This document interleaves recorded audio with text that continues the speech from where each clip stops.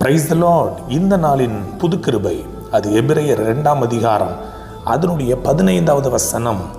ஜீவ காலமெல்லாம் மரண பயத்தினாலே அடிமைத்தனத்திற்குள்ளானவர்கள் யாவரையும் விடுதலை பண்ணும்படிக்கும் அப்படியானார். என் அன்பு கர்த்தருடைய பிள்ளைகளே, ஜீவ காலமெல்லாம் மரண பயம்.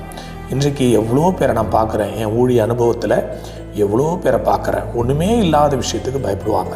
ஐயோ, எனக்கு மரணம் சம்பவிச்சிருமோ, விபத்து ஏற்பட்டுருமோ, என் வாழ்க்கையில் இந்த இடத்துல நான் வீணாக போயிடுவனோ, ஒருவேளை இவர்களால் எனக்கு ஆபத்து வந்துடுமோ, அல்லது பில்லி சூனியத்தினால் அல்லது மாந்திரிகங்களினால் என்னுடைய வாழ்க்கை கெட்டு போயிடுமோ, என் பிள்ளைகளுடைய வாழ்க்கை கெட்டு போயிடுமோ.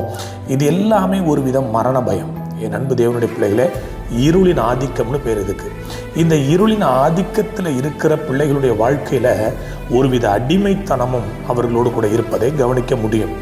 ஆண்டவர் தான் சொல்கிறாரு, ஜீவ காலமெல்லாம் மரண பயத்தினாலும் அடிமைத்தனத்தினாலும்.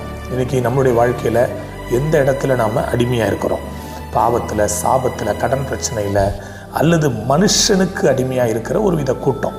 இன்றைக்கு கர்த்தருடைய பிள்ளைகளை இப்படிப்பட்ட அடிமைத்தனத்திலும் இப்படிப்பட்ட மரண பயத்திலையும் இருக்கிற கர்த்தருடைய பிள்ளைகளை விடுதலை பண்ணும்படிக்கு அப்படியானார். எப்படியானார் அப்படின்னா, என் தேவனுடைய அன்பு நீங்கள் விளங்கி கொள்ளணும்னா 14வது வசனத்தில் இருக்குதுங்க. பிள்ளைகள் மாம்சத்தையும் இரத்தத்தையும் உடையவர்களாக இருக்க அவரும் அவர்களைப் போல மாம்சத்தையும் இரத்தத்தையும் உடையவரானார்.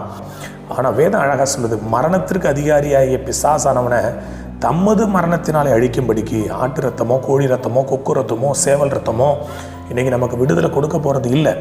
இப்படி விடுதலை கொடுத்த காலங்களிலும் கூட, நியாயப்பிரமாணத்தின் காலங்களிலும் கூட மனுஷர்கள் அடிமையாக இருந்தாங்க, மரண பயத்தில் இருந்தாங்க. இந்த மரண பயத்தையும் இந்த அடிமைத்தனத்தையும் முறிக்க தான் இயேசு தம்மையே ஒப்பு கொடுத்து இந்த பூமிக்கு வந்தார். அவருடைய ரத்தத்தினாலே நம்முடைய வாழ்க்கையில் விடுதலை உண்டாகுது.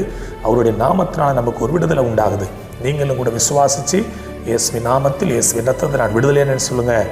அடிமைத்தனமும் மரண பயம் உங்களை விட்டு விலகி ஜீவனுக்குள் நீங்கள் இருப்பதை கண்டு கர்த்தருடைய நாமத்தை மகிமைப்படுத்துவீர்கள். கர்த்தர் தாமே உங்களை ஆசீர்வதிப்பாராக. God bless you all.